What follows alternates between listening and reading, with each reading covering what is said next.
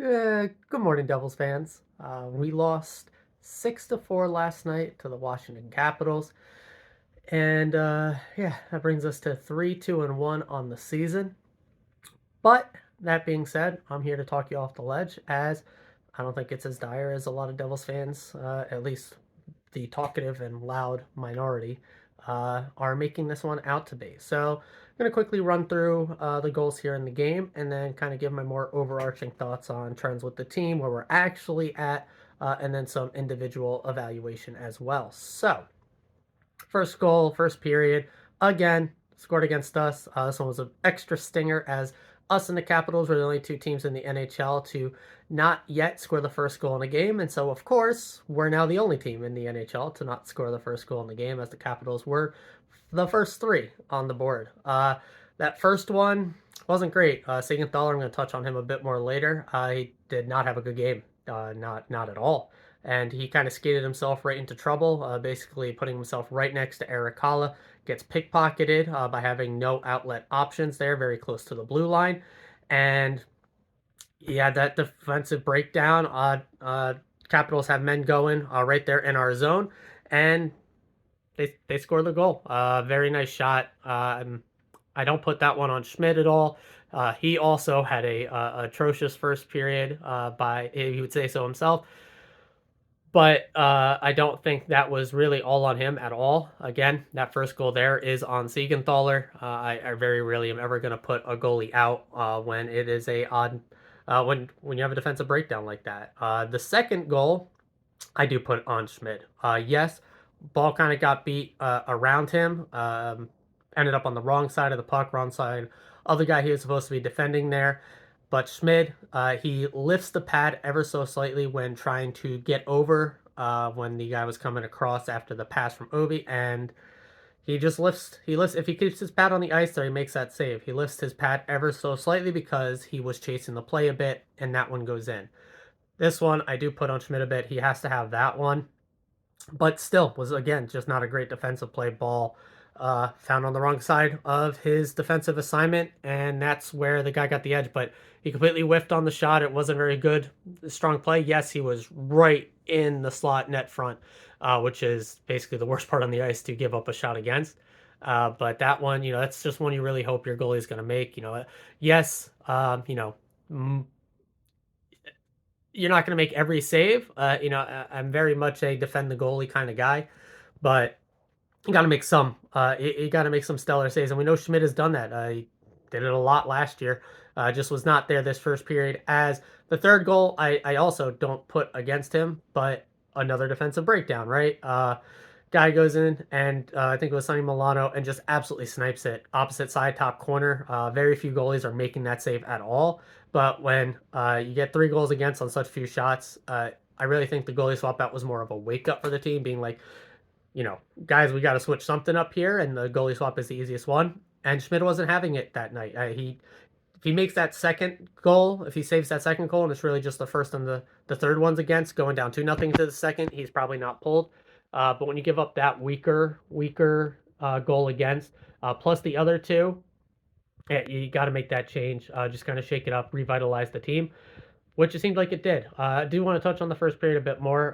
Across the board, it was pretty bad. It wasn't as atrocious as a 3-0 shellacking makes it seem. We did have a few good chances, but nothing too crazy. You just really hope that, you score the first goal for the first time all season, or you're not giving up 2 absolute defensive breakdowns. Well, it's not just 2, it was multiple. It was what? At least I think 4 or 5 I can think of off the top of my head just in the first period alone. 3 goals go in off of them. Yeah, you can't be doing that. Now I'm going to touch on this also a bit further in. I just kind of want to get through the game, but we said it kind of from the top. A lot of my preseason stuff and on the podcast, we knew we were coming in with a defensive step back this season, losing Graves and Severson. We got Ball moving up a role. Really, he's not technically a rookie, but he is still very young in his NHL career. We got Luke, a true rookie, coming in. And then, there's just going to be some defensive blunders there. Luke had a few of them here in this game, but on the whole, Luke actually had a really, really strong game. I mean, basically all the offense drove while Luke was on the ice. So if you're ripping apart Luke on this game, I don't know what you were expecting coming into the season. This is really what you should have just known was going to happen. He was going to tear it up offensively, and there was going to be some defensive blunders that led to some goals against, or at least some chances against, and that really, really was the story in this one. But now on to the second period, which was fantastic. If we could play that way every game, every period, we'd probably go undefeated. 105-0 or something was the talk at some point, I think. But so second period, I don't want to linger on this too long because we know how it ended. But top six cooked, absolutely cooked. Bottom six was not that great this game, but my gosh, Timo, Jack, Toffoli are dynamite. I'm gonna say it real quick. Jack is the best player in the NHL right now, bar none. It's not even a discussion. I don't think. Clearly, the best, most dynamic player on the ice playing currently in the NHL, and there's no one else even sniffing his coattails right now. Toffoli is really finding his way there with Jack. Timo's definitely integrating himself there on that line as well. And if those three keep clicking like that, we are going to win a lot more than we're going to lose with the way they are scoring at the clip they are pacing out with Jack on that line. And Nico Bratt showed up as well there with Palat. Most of that was Nico and Bratt, but Palat was not a nobody on that goal there for them as well. 4 goals between that top 6 there. The power play did not score, but we only got the one. I actually thought it was pretty good. Decent. You're not going to score on every single power play. Obviously, we're almost clipping at 50%, but you're not going to score on all of them, obviously. I mean, even the best power, like most insane one last year with the Oilers was under 50%. But yeah, it didn't score. We only got one chance, which is kind of unfortunate. Again, Capitals were the second worst PK in the league. I thought we had good chances, and one more power play, two more, which I think I'm going to get to. We probably had at least an argument for a missed call on the game-winning goal against. So yeah, an extra power play might have been the difference in this one, but that's really just an excuse. You can't give up 3 goals unanswered in the first and then technically 3 in the third, but I don't really count empty netters too much. That's empty netters or whatever. I don't really care about that in the score lines. But actually, on the second, we cooked. We were fantastic. Play that way all the time, boys, and we're going to win a lot. Now on to the third. We started off on the PK, and really the same thing that happened. Not exactly, but very similar. To the goal against there in Montreal, where we got danced at the blue line and gave up a goal against. And that, I said it last time, that was a non-systemic issue. It's just you got beat at the blue line. 2 games in a row hurts, though. That's really not one you can give up. It should be a simple fix. Again, not very a system thing. It should just be, guys, you got to gap up right and not give up the middle of the ice right there at the blue line to let a guy through. And I'm not going to beat up VTech on that one at all. Thought he came in the second, didn't have to do much. And then you come in the third period where he did not have a lot of work there in the second. And you give up a chance like that, and that's brutal. Now, overall, we actually had a decent third period. We had a lot of chances. Nothing actually went in. We did control a decent amount of the play, but when you start off on the back foot like that, giving up that really a layup of a goal for them there in the start of the third, it was that go-ahead goal for the Capitals that really hurt. Luke goes down in the corner. This is at least an argument. It wasn't clear-cut. This was not a clear-cut penalty against. It was a decent hip check, but the puck was pretty far past, I think. Yeah, I've seen some of those be called. I've also seen them not called. The biggest thing that hurt there was Luke getting injured. He came back, he played, so nothing to be worried about, but he was hurt on the play, kept him on the ice a little bit. So we didn't have anybody back because the way our system worked is Nico probably should have been the one to cover there, but he was already deep in the zone, so he tried to save the play by winning the puck there in the corner. Unfortunately, we were not able to maintain possession with Luke down on the ice, essentially being a 5-on-4. The puck gets cycled back up, and now you don't have your center and you don't have your other defenseman back at the blue line to cover the play. 2-on-1 against. Dougie tries to make the sliding play, which does not work, and then it was a fairly weak goal. This is one I do think VTech has to have. Again, I'm not going to beat up a goalie too much on giving up a 2-on-1 goal, but barely squeezes through the arm, and that's just one where you hope and want your goalie to make the save. But, it's a stinker, right? You hope, you want that one to be saved. It should be saved. It wasn't, and that ends up being the game-winning goal. They end up with the empty netter, whatever. I thought our 6-on-5 was all right. It wasn't insane. It was all right. We had some chances. We actually had a lot of chances to tie that one back up. I feel like there in the third. So it's not like the team keeled over by any means. And so I want to touch on one topic here that I had a nice little back and forth in one of my chat groups about the booing. I'm against it. I would never ever boo my team outside of one caveat where if I feel like the team came out and literally gave up. I'm talking they just are not caring. They're letting the guys skate by them. They're coasting. Just literally not putting in effort. They are looking forward to the next game and quit on the ice. Full out quit. That might draw me to boo them. Outside of that, if they're out there trying and they give up 5, 6 goals to nothing, and it's just the other team taking advantage of chances, and it was they were trying to make plays, they were trying to do something that just did not come to fruition, and we got beat on it, but they're still out there working their butts off, I'm not booing. So there's some be some fans out there, same way they thought the Fire Lindy chants reignited the team, they're going to say, oh yeah, no, our boos revitalized the team, and that's why they came out strong in the second. Well, then boo them at the end of every single period, no matter how we're playing. If you feel like that's what your boos have the power to do, because you didn't boo at the end of the second, and we ended up losing the game. So this one's really on the booing fans, I think.